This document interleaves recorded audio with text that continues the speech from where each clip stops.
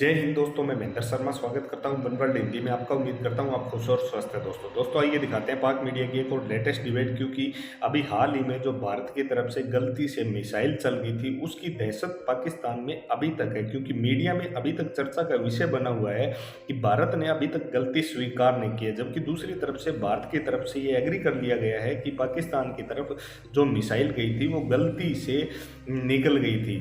तो कहीं ना कहीं आज पाकिस्तान इस चीज़ को कंट्रोवर्सी क्रिएट करके पाक मीडिया पूरे विश्व के सामने लाना चाहता है और भारत को भारत की गई गलती का माफीनामा लेना चाहता है। तो कहीं ना कहीं आप इस डिबेट में भी देखोगे सुमित पीर जी ने बहुत ज़बरदस्त तरीके से जवाब देते हुए बताया कि कैसे पाकिस्तान पाकिस्तान का जो सिस्टम है वो बिल्कुल फेल हो चुका है। उनको पता ही नहीं लगता कौन सी मिसाइल कब तक आ रही है, जबकि 3-3 4-4 मिनट तक भारतीय मिसाइल पाकिस्तान के क्षेत्र में चली जाती है। तो दोस्तों देखिए डिबेट, कमर चीमा और सुमित पीर जी का बहुत सुंदर विश्लेषण है। और कमेंट में अपनी प्रतिक्रिया जरूर दें। लास्ट में आपसे रिक्वेस्ट करूँगा, चैनल पर नए आए तो चैनल को सबसे पहले सब्सक्राइब कीजिए, लाइक शेयर कमेंट जरूर कीजिए। दोस्तों जय हिंद, वंदे मातरम, भारत माता की जय। दोस्तों है कि वो जनाब आपके वो रिसर्च वाले लोग हैं, जो मिसाइल टेक्नोलॉजी संभालने वाले लोग हैं, वो जो है वो मिसाइल छोड़ देते हैं और वो कहते हैं हमसे गलती हो गई है।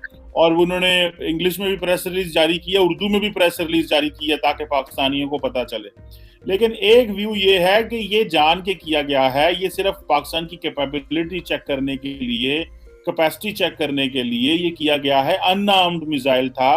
आप क्या समझते हैं? वैसे तो टेक्निकली बात वही होगी कि जी ठीक है जी, हुकूमत ने कह दिया है नो तो फिर नो ही है, लेकिन बात कुछ समझ नहीं आ रही, किसी के पल्ले नहीं पाकिस्तान में पड़ रही। लेकिन क्योंकि वो सॉरी सॉरी कर लिया इंडिया ने तो हम खामोश हो गए। आप कैसे देखते हैं? ये जानबूझ के सुरसरी छोड़ी गई है? देखिए चीमा साहब, शो पे बुलाने के लिए धन्यवाद। जो गवर्नमेंट, देखिए ये जो मिसाइल्स वाली बातें आती है, इसमें एनालिसिस वाला विषय होता नहीं है, ये तो एक टेक्निकल सब्जेक्ट है। अब गवर्नमेंट का जो स्टेटमेंट है वो है कि रूटीन मेंटेनेंस में एक मेल फंक्शन हुआ जिसके कारण ये गया। अब इसमें चीमा साहब दो चार, चले आपने सवाल विषय छेड़ ही दिया तो दो चार बातें कर ही लें इस पे। देखिए ऑफिशियल स्टैंड तो आप जानते ही है, मेंटेनेंस मिस फंक्शन उसके कारण हुआ। पहली बात चीमा साहब ये है कि ये मिसाइल अनार्म्ड थी, ठीक है जी, अनार्म्ड थी, इसमें कोई वॉर हेड कोई ऐसा कुछ लगा नहीं था। दूसरी बात ये है कि मैंने DGISPR की कॉन्फ्रेंस देखी थी, जिस दिन हुई थी, रात को हुई थी, करीब 11 साढ़े 11 बजे लोकल टाइम, और 24 घंटे बाद भी वो लोग ये कह रहे ये प्रोजेक्टाइल था। भाई अगर वो मिसाइल था तो उनको बिल्कुल साफ साफ कहना चाहिए ये मिसाइल था। अब मैंने कहीं पढ़ा इसकी लेंथ 8.4 मीटर थी, ये कहीं इधर उधर खबर आई है, कोई ऑफिशियल कंफर्मेशन नहीं है। अब 8.4 मीटर से मिलता जुलता हमारे किसी मिसाइल का नाम वाम लिया जा रहा है, उससे जोड़ रहे हैं कि भाई ये थे। अब इसमें एक और चीज वाले, भाई ये सुपरसोनिक था। अब हमारे पास एक मिसाइल है जो सुपरसोनिक है। अब मजे की बात चीमा साहब इसमें ये है, DGISPR वाले जो मेजर जनरल साहब थे, उन्होंने बाजी इस समय ये सिरसा से उठी, ऐसे चली, फिर ऐसे अंदर आई, 3 मिनट 47 सेकंड तक ये पाकिस्तान के अंदर थी। ठीक है जी, ऑफिशियल स्टेटमेंट है। अब चीमा साहब मजे की बात ये है, अगर आप किसी भी सुपरसोनिक मिसाइल को देखें, to hit anywhere in Pakistan it takes 3 to 5 minutes. ठीक है, 3 से 5 मिनट ही लगेंगे, क्योंकि मैक 3 पे इंटरसेप्ट कर जाती है। तो अगर मैक 3 की स्पीड पे 3 to 5 minutes is which any target is away. अब इसमें मजे की बात ये है चीमा साहब कि अगर ये मिसाइल उठी, ठीक है, ये आप कह रहे मिसाइल है, वो तो प्रोजेक्टाइल ही कह रहे थे उस दिन, तो मतलब 24 घंटे बाद भी इसको प्रोजेक्टाइल कह रहे थे। चलिए अगर ये उठती है, यहाँ उठती है, तो मजे की बात है 3 मिनट 47 सेकंड का आंकड़ा तो आपको रडार ने दे दिया। भाई इतने टाइम ये पाकिस्तानी स्पेस के अंदर थी, कोई नुकसान नहीं हुआ, ये भी हमें पता, अनाम थी ये भी पता। अब मैं दूसरे इसमें जरा थोड़ा इसमें और जाए टेक्निकली। देखिए जब ये उठी तो तब तो किसी को ये नहीं पता था इसमें ये आर्म्ड है या अनआर्म्ड है, पहली बात। दूसरी बात ये नहीं पता था इसमें कन्वेंशनल वेपन है नॉन कन्वेंशनल वेपन है। इसमें ये नहीं पता था टैक्टिकल वेपन है या उसका हेवी पेलोड वेपन है, कुछ भी हो सकता है इस पे। ये तो रडार नहीं बताएगा, सिर्फ बताएगा। बट मजे की बात ये चीमा साहब, जब 3 मिनट 47 सेकंड तक ये पाकिस्तानी एयर स्पेस में थी तो इसका इंटरसेप्ट क्यों नहीं किया? तो आप वेट कर रहे थे कि इसके गिरने का, फिर पता लगा यार इसमें बम है, पटाखा, धमाका या खाली डब्बा है। मजे की बात है, मैं जनरल साहब से पूछूंगा सर आपको तो इसको इंटरसेप्ट करना चाहिए था, क्योंकि आपके यहाँ कोई भी टारगेट 3 से 5 मिनट दूर है। अब फिर आप कहते जी हमने रिटेलिएट नहीं किया। अब रिटेलिएट इसलिए नहीं किया, जब एक को नहीं रोक पाएगा, रिटेलिएट करते तो 100 या 1000 आ जाते, उनको कैसे रोकते? ये टेक्निकल विषय है। मैं तो मानता हूँ मेंटेनेंस मिस फंक्शन, मैल फंक्शन जो गवर्नमेंट ऑफ इंडिया ने कहा। बट अब थोड़ा हम पर्सनल लेवल पे इसका एनालिसिस करें तो ये 2-3 पॉइंट निकल आती है। वही वाला स्टेटमेंट हो गया चीमा साहब, शेख रशीद साहब कहते जी यहाँ इंडियन सबमरीन आई थी और निकल गई, अगली बार आएगी तो अगली बार पकड़ लेंगे। भाई पहले आई थी तो वो क्यों गई? तो अब वही वाली बात है, जब ये 3 मिनट 47 सेकंड पे तो आपने बड़ा जबरदस्त रडार का कोऑर्डिनेट दे दिया, $20,000 का चाइनीज रडार ये कोऑर्डिनेट आपको दे देगा। But what was done to intercept it with in 3 minutes 47 seconds in Pakistan air space, वो इंटरसेप्ट की नहीं कि जवाब तो उसका चाहिए। देखिए अच्छा था ये, देखिए हमारा कोई इंटेंशन खराब नहीं था, अनाम थी, इसमें कोई पेलोड कोई कुछ नहीं था। भाई मान लीजिए अगर गलती तो गलती है, पेलोड वाला हो गया, कुछ हो गया, तब क्या करते? जब कुछ नाश होता, जब कुछ विनाश होता, तब आप बोलते हैं कि आप वेट कर रहे थे, ये फटेगा तब बड़ा लगेगी वेपन है। तो ये देखिए, आपने आंसर देना है अपनी बात का, हमने आंसर देना अपनी बात का। ये तो सवाल मैं उठाऊंगा ना, सुने, ये सवाल तो मैं उठाऊंगा कि भाई अपने लोगों से, अपनी हुकूमत से, कि भाई ये अगर चीज हमारे बॉर्डर में आपने देखा आ गई तो आप इसको रोका क्यों नहीं? That's the point. ये हमें जवाब दें। आपने जवाब देना है कि आपने ये एग्रेशन किया, नहीं किया, गलती क्यों हुई? क्या इस तरह के आपके पास अनस्किल्ड लोग हैं? मतलब आप दुनिया का इतना लेटेस्ट सुपरसोनिक मिसाइल बना रहे हैं और कह रहे हैं साडे हथों छुट गया, सानू पता नहीं लगा, गोली और बंदूक फड़ी, मेरे को चल गई, मैंने समझ नहीं लगी मैंने होया की है। ओ भाई आप देखें, $72 अरब का डिफेंस बजट है। आप इस वक्त अमेरिका के बाद चीन $250 अरब पे चला गया है। आप जो है इस खित्ते में चीन के बाद सबसे बड़े हैं। रशिया, फ्रांस से भी ज्यादा आपका फ्रांस डिफेंस बजट है।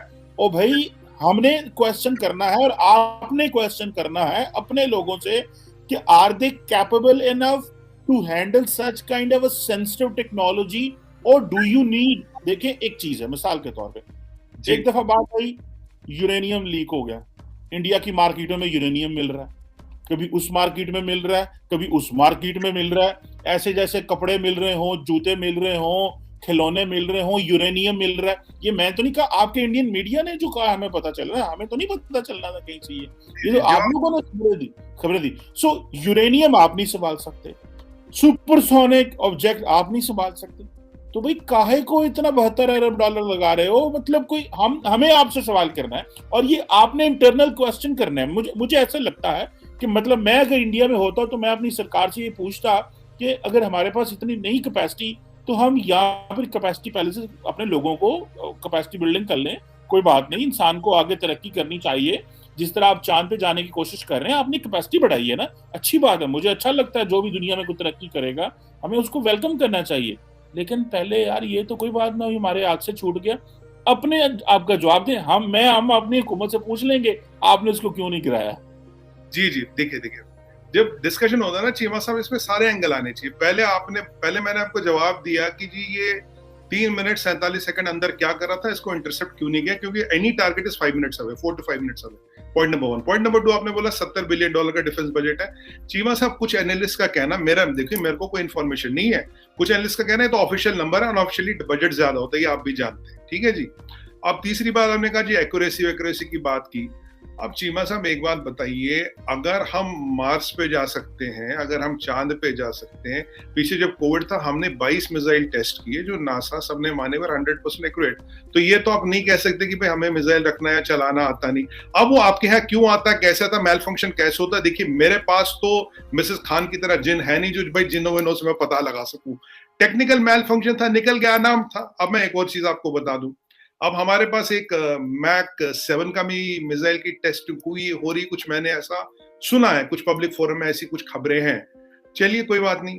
अब आपने दूसरा चीज बोला भाई कि मैंने आपको बोला भाई ये हो रहा है, तो एक इसमें एक इंपॉर्टेंट चीज ये आती है चीमा साहब कि अगर आपकी वाली थ्योरी जो कह रहे हो कि भाई आपने बोला कि आपके पाकिस्तान की तैयारी टेस्ट कर रहे थे, मैं तो ऐसा नहीं कहता कि आपका शक है, आप ऐसा सोचते हैं। चलिए अगर आप ऐसा सोचते हैं तो आंसर तो तभी मैंने आपको बोला कि भाई हमारे यहाँ तो 5 लेवल का मिसाइल शील्ड है दिल्ली और बॉम्बे पे, 5 लेयर का मिसाइल शील्ड है।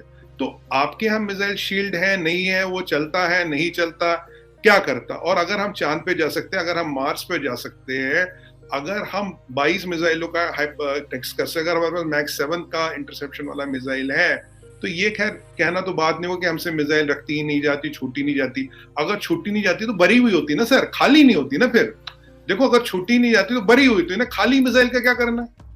जिस जो आर्मडी ना उसका क्या करना? वो तो रॉकेट है, फुलझड़ी है दिवाली का, उसका क्या करना? देखिए, ये जो आप तोहमत लगा रहे हैं, इसमें बड़ा सवाल ये आता है कि पाकिस्तान का एयर डिफेंस सिस्टम एग्जिस्टिंग है तो रेजिलियंट है तो इंटरसेप्ट क्यों नहीं किया? बाकी टेक्निकल मैल फंक्शन कभी भी हो सकता है, कहीं भी हो सकता है। मसलन अच्छा, एक और चीज मैं आपको बताऊं, यूरेनियम की बात। हाँ भाई साहब, यूरेनियम ऐसी चीज है, अगर यूरेनियम बाजारों में बिकने लगा ना, जो उस बाजार को जल के खत्म हो जाएगा। रेडिएशन उसे 15 दिन में पी जाएगी, फफोड़े निकल आएंगे, शक्ल बदल जाएगी। 15 दिन की बात करो चीमा साहब, रेडिएशन को, यूरेनियम ऐसी चीज नहीं जो बाजारों में बिके। ये सब कहानियां थी, इसमें पहले भी बात कर चुके, कहीं कोई यूरेनियम पाया गया। अगर यूरेनियम का इतना सा पत्थर होना, उसका मास इतना होता है, उसको उठाने के लिए क्रेन चाहिए होती है। अगर यूरेनियम बाजारों में बिकने लगा, यूरेनियम आपको ढूंढने की जरूरत नहीं, जो आपको और मेरा हुलिया बन जाएगा ना यूरेनियम के कांटेक्ट में आने से या उसकी रेंज में आने से, वो खुद बताएगा we have been exposed to uranium. Uranium ढूंढने की जरूरत ही नहीं पड़ती, वो तो अपना नक्शा हमारे आपके शरीर पे बना जाता है। तो ये यूरेनियम वाली पता नहीं कौन खबरें फैलाता है जी। मतलब यूरेनियम ना हो गए, आलू हो गए। नहीं, वो देखिए, आप पाकिस्तान पे इल्जाम नहीं लगा सकते कि ये पाकिस्तान ने गलत खबरें दी हैं। ये आपके लोगों ने, आपकी इलेक्ट्रॉनिक एंड आपके प्रिंट मीडिया, सिर्फ एक गूगल करने की जरूरत है, आपके सामने आ जाएगा। और इसके ऊपर हमने बात भी की हुई है। मैं टेक्निकल साइड बता रहा था इसका। अब देखिए, हम आपकी मीडिया, आप मीडिया से खुद है, दो वर्ड होते हैं मीडिया में। एक होता है एज पर सोर्सेज, एक होता है एलिजिडली। उसमें आप जमीन को आसमान बना रहे, आसमान को जमीन बना रहे, चांद को धरती बना रहे, धरती को चांद बना रहे, एज पर सोर्सेज और एलिजिडली।